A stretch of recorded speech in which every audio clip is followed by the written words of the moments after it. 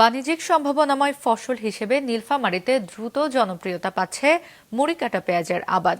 ব্যাপক চাহিদা এবং স্বল্প খরচে কম সময়ে অধিক উৎপাদনের কারণে কৃষকরা ঝুঁকছেন এই পেঁয়াজ চাষে। নীলফামারী জেলা রিপোর্টার মঞ্জুরুল আলমের পাঠানো তথ্য ছবি নিয়ে ডেস্ক রিপোর্ট। নীলফামারী জেলার বিস্তীর্ণ মাঠ জুড়ে চলছে মুড়িকাটা পেঁয়াজের বীজ বপন আর পরিচর্যা। প্রচলিত পেঁয়াজের তুলনায় এই জাতের পেঁয়াজের উৎপাদন ব্যয় এবং ঝুঁকিও তুলনামূলকভাবে কম।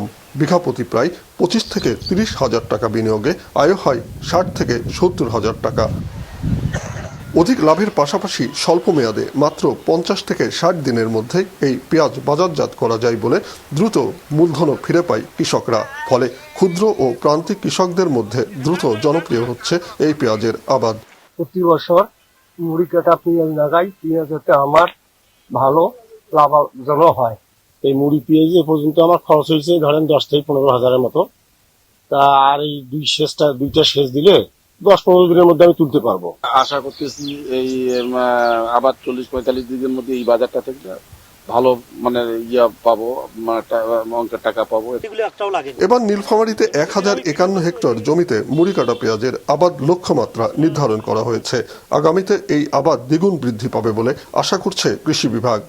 আগে ধানের আবাদ ছিল, এখন নতুন করে পেঁয়াজের আবাদ একটু আনছে। মানে কাজ করে এখানে 500 টাকা হাজিরা পাই এবং আমাদের বংশবাণী কাজ প্রতিবেদন করবো।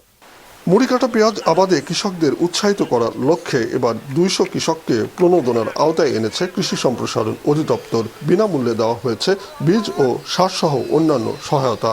বর্তমানে আমাদের শীতকালে প্রায় 200 কৃষককে আমরা শীতকালে আমরা প্রণোদনা প্রদান করব এবং আমাদের রাজস্ব প্রকল্পের আওতায় আমাদের বেশ কিছু প্রদর্শনী আছে, যেটা কৃষককে প্রদর্শনযোগ্য করে কৃষকরা তারা বেশি উদ্বুদ্ধ হয়ে আরো বেশি পেঁয়াজের তারা বিক্রি করতে পারে।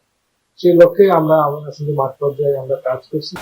দেশে পেঁয়াজের সংকটকালে গুরুত্বপূর্ণ ভূমিকা রাখে মুড়িকাটা পেঁয়াজ। ফলে এই পেঁয়াজের আবাদ বাড়লে কমবে আমদানি নির্ভরতা, এমনটাই বলছেন কৃষি কর্মকর্তারা। মাছরাঙা নিউজ ডেস্ক।